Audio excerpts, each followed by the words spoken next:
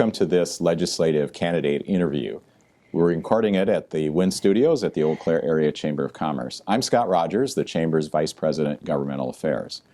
For this segment, we're pleased to have with us Alison Page. Alison is the Democratic candidate for the Assembly in the 93rd District. Alison, thanks for being with us today. Thanks for having me. Explain a little bit about what we're doing today if you haven't watched one of these before. The Chamber does not endorse candidates for public office, but because we represent the business community, we're very interested in public policy issues that affect business. And so our purpose in interviews like this is to get to know our candidates a little bit more and to hear in their own words some of the thoughts they might have about issues of importance to the business community. So Alison, let's start out by learning about you. Can you tell us some about your background and then what led you to be a candidate for the Assembly? Great. Well, I was born and raised over in River Falls, Wisconsin. Lived there pretty much my whole life. I graduated from River Falls High School, went to UW-Madison, on to Marquette, and then on to the University of Minnesota to get my graduate degrees in healthcare administration. I've worked in healthcare my entire life. Started out as a registered nurse, but when I went back to school, I've been in administration and a CEO for the last 25 years. Most recently, people would know me as I just recently retired from being the CEO at Western Wisconsin Health in Baldwin, Wisconsin, where I oversaw the development of that organization, taking it from about 25 million up to 50 million, 250 to 400 employees. So we are the largest employer, in that area, or one of the largest, and love healthcare. Absolutely love healthcare. I've also served on the Board of Education in River Falls for 15 years. I'm not currently on the board, that was in the past, but I have a deep interest in the betterment of our state, the betterment of our region. My goal in life is really to make Wisconsin the best place in the world to raise a family. And I believe if we focus on that big goal, we will achieve the things that we need to achieve to be a great place to do business. So why am I running? I should say, why am I running? Yeah. Well, I just recently retired in February. I hadn't necessarily, I decided to dedicate the year to democracy in helping good people get elected to office. The maps changed in April, and I was redistricted into an area where we needed to have a good candidate on the ballot, so I decided to run at that point. I did run for state senate in 2008 and didn't win that election, but I've always had a deep interest in politics, but more than an interest in politics, it's an interest in the future of Wisconsin and what are we going to be and what's the Wisconsin that we're going to leave to our grandchildren. So let's say the voters in the 93rd District decide to send you to Madison in January. So how would you fulfill those goals? What would you specifically be interested in working on personally if you were in the Assembly? Well, I'm sure you've been paying attention to politics in Madison, and job one in Madison is to bring civility and professionalism to our state capital, and I would intend to do that. I've spent my entire professional career bringing people with diverse ideas together to solve big problems in healthcare. Prior to my job at Baldwin, I was the chief safety officer for one of the large systems in the Twin Cities area and worked across multiple healthcare organizations to bring people together to address issues around patient care and safety of patient care in large facilities. So I've got experience bringing people together. I think that's job one. I think we all have to say enough already with the dysfunction that's going on in our democracy in Madison.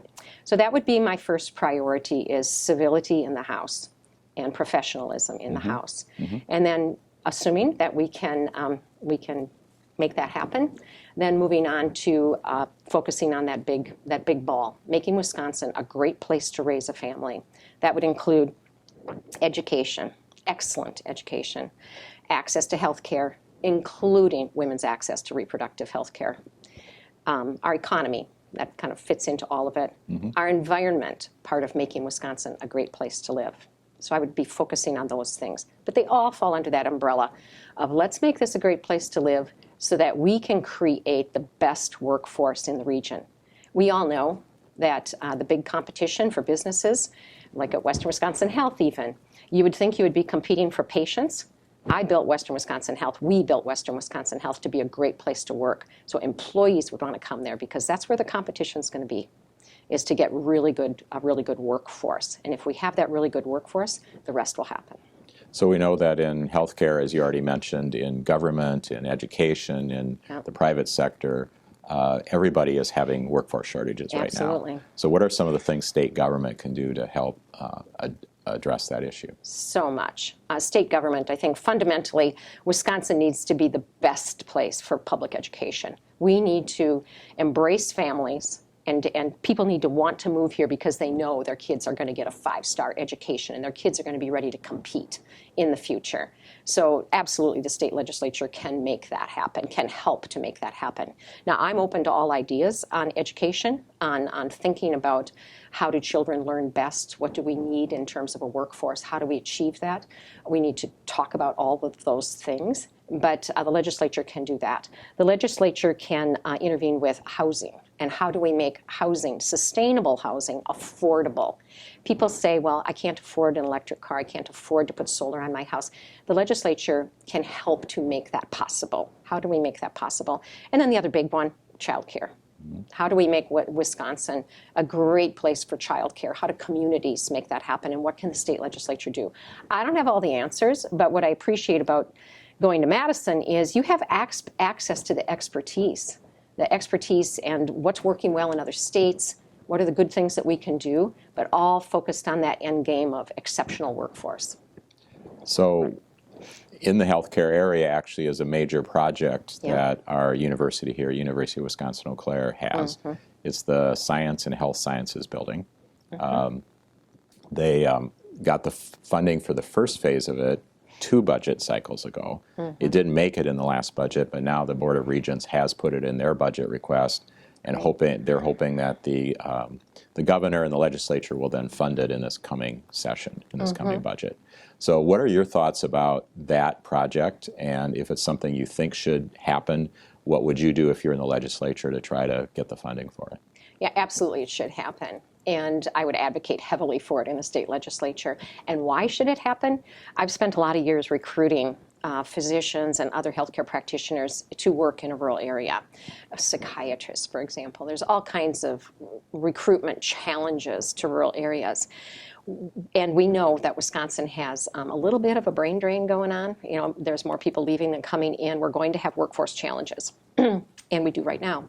So why should we do this, and why should we do this in Eau Claire? Because Eau Claire should become a major hub for the development of the healthcare professions. It is really good. I mean, Eau Claire is just a wonderful asset to the world, to the region. But it should become even bigger and be a hub for the development of healthcare professionals. That science building would be a big draw. We know from recruiting that if you can draw people from other areas of the country in to be educated here, they're more likely to stay here. Students or people who grow up in Wisconsin, who can get the education they want in Wisconsin, will stay in Wisconsin. If we lose them to other states, we're more likely, that they'll stay in those states when they've got their professional credentials. So we want to keep our kids here. All right. That would help. So I have one more question for you, and I'm going to address the people that are watching it that are business people who live in the 93rd district. And really the question for you would be, if they're watching this video thinking about who they would vote for, why should business people vote for Alison Page to go to the Assembly? Because I will work very hard to help businesses get the environment they need to recruit the people they need. Good businesses see things for the long run. And how do we, as a state legislature, we as elected officials, partner with Wisconsin businesses that care about Wisconsin to create that bright future? That's a win-win-win. A win for the state, a win for the business, and a win for the people of Wisconsin. We can do that. I know we can do that, and I will look forward to working with businesses to get them what they need to be successful in this state. Thanks for joining us today. Yeah, thank you for having me.